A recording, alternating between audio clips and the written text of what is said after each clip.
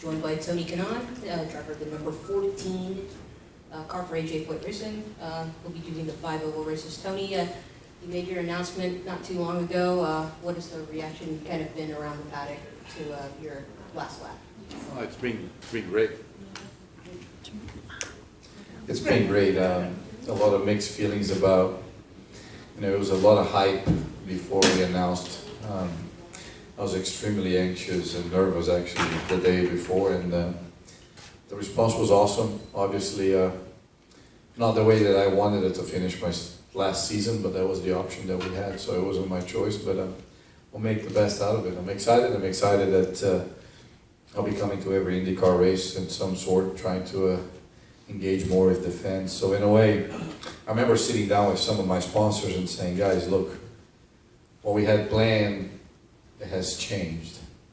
And I was kind of feeling bad and trying to explain to them what was the deal was going to be. And they actually said, that's great. I'm like, what do you mean it's great? So, we have more of TK on the racetrack. So basically, this is what I'll be doing. I'll be showing up to every race. There's a lot of traction from IndyCar. Roger, obviously, is extremely engaged since he bought it, and he believed that IndyCar was, obviously, I was a big part of IndyCar's growth in the past. The past 3 decades I've been in the race car of some sort in IndyCar, which is kind of crazy to think about it. So I'm excited what it has to come, and we'll see what's going to happen. You're not in the car for the code today. I'm not in the car. But so how much will you be supporting Charlie, Dalton, and Sebastian? And I know you're doing some of the... No, I'm working tomorrow, so I guess it will be for the first time in my life. I'm doing the live streaming, so it's actually there is no involvement with me and the team apart from the races that I'm doing. So you won't see me helping because that's not part of my deal. Obviously, IndyCar wants me to get more engaged with the fans and trying to help the live stream, which is extremely awesome for me. But it's going to be weird. The past 23 years I haven't been out of the car watching a IndyCar session, unless I had an arm broken that I couldn't drive the race car. So I think tomorrow will be a difficult day for me. All right, let's take questions for Tony. Steve?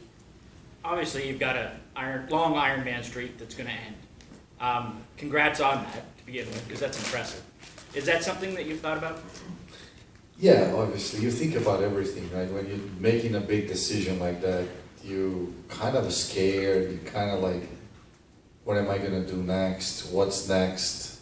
That's all I've been doing my entire life. I mean, you wake up in the morning and you think about, is it Scott Dixon that I need to beat? It's Rossi, it's Power, or, and all of a sudden it's like, wow. And that actually, it was funny because I was at the gym the other day, and the guy that is closest to me, if I'm not mistaken, it's Dixon. And he still have 3.5 years or something. And he turned around and he said, 317? I said, yeah. He goes, I'll go to 318 and I'll retire.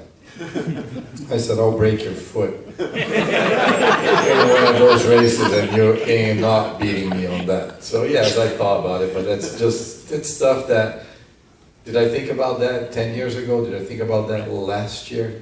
No, you guys actually made me think about that. So it's still a great number, it's still a great achievement, so I can't.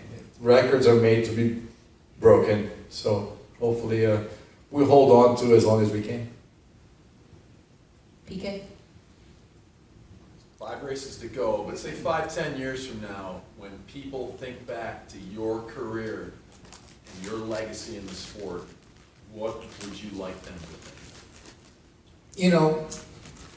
To be honest, I think I want people to know that do not take no for an answer. And I think since I start racing, when Dad passed away, people say, well, now you're done. Now you're done. And to be honest, in the past 8 years, I've been hearing, when are you retiring? And we kept coming back. So I took no for an answer. I took care of myself.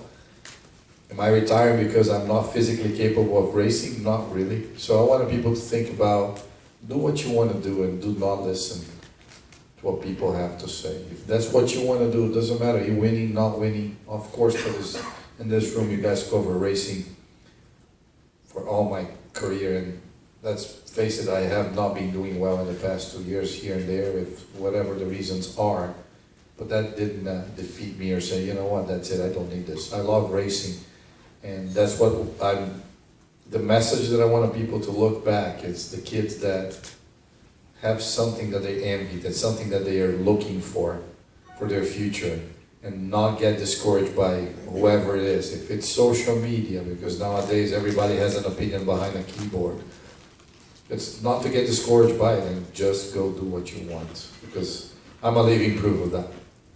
Mark? TK, when you look back over your career, is there a moment that to you defines you and the way you go racing and the way you approach the sport? I don't know if I can pick one instance, because I've been through a lot. I mean, I lost a lot of good friends in racing, and every time that happened, I had to reassess. But I think, to be honest, the biggest one, apart from the losses of, start with the accident with Zanardi, and then you go Greg Moore, Zanardi, and so on.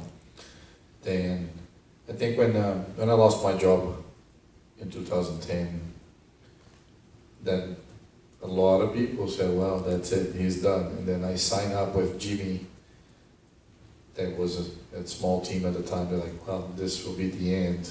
And we turned it around and we won the biggest race in the world.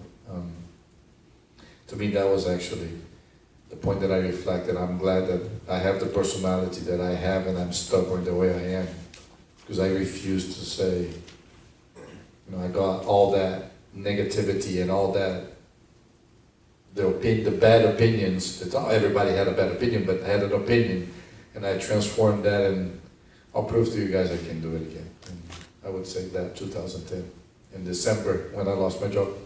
We'll go to David in the back. Tony, you talked about, you've been very careful in your wording that this is your last kind of like partial season, but you'd be interested in doing more Indy 500s. What other type, one race a year isn't going to satisfy you, so what other kind of forms of racing are you particularly interested in taking up? David, it's funny because when we were planning this farewell season, the last lap, I was talking to Benito, and we're like, originally we're going to do the entire championship, so we're going to announce that was going to be my last full-time season. And then they cut me to 5 races. I'm like, how am I going to announce it's my last full-time, but I'm not full-time? So basically, yeah, there is no way that I'm going to retire. And what I wanted to race, anything that has 4 wheels and a steering wheel, I'm up for it.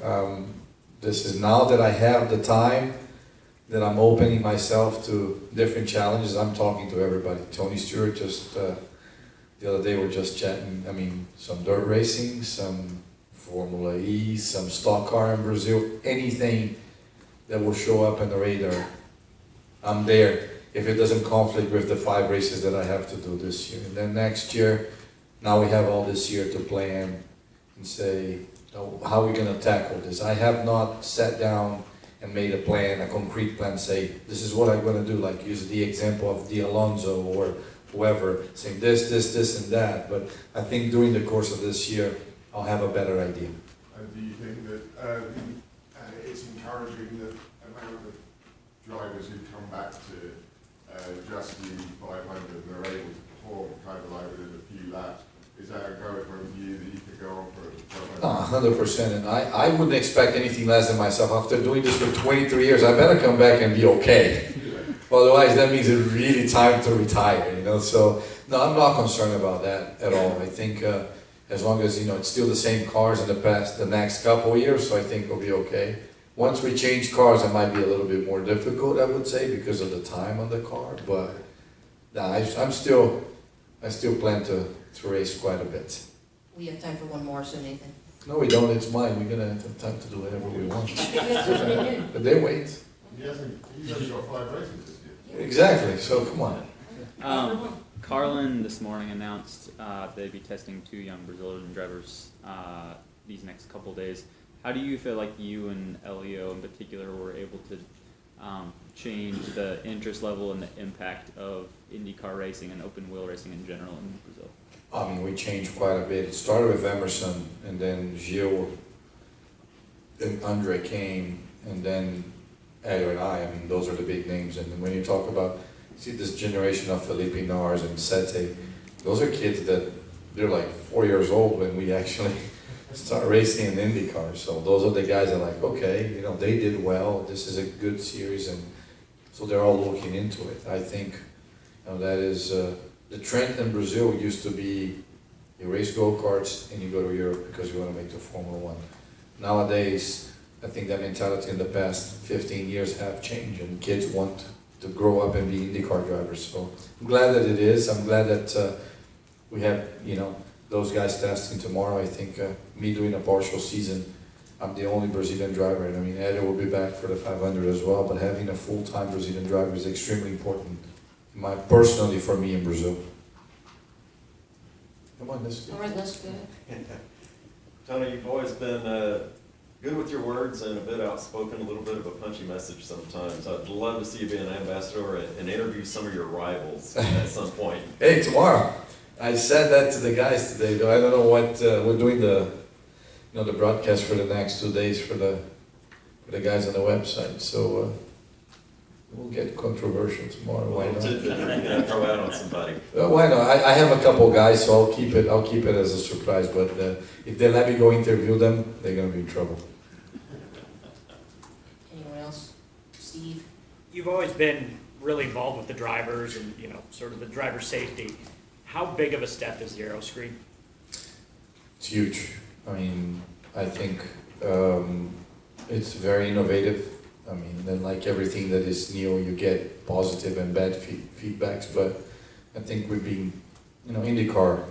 Look what we started it, right? I mean, from the Huns to the safer barrier, and we've been always innovative. And then I remember every time we launched something that we felt that was strongly safer, there was always opinions about soft wall, while the wall is not soft, blah, blah, blah. And I think the aero screen, it's a huge step. I'm fully supportive of it. I could honestly, in a way, care less the way it looks, if it looks good or bad. I used to say this is not a fashion show, this is a racing series.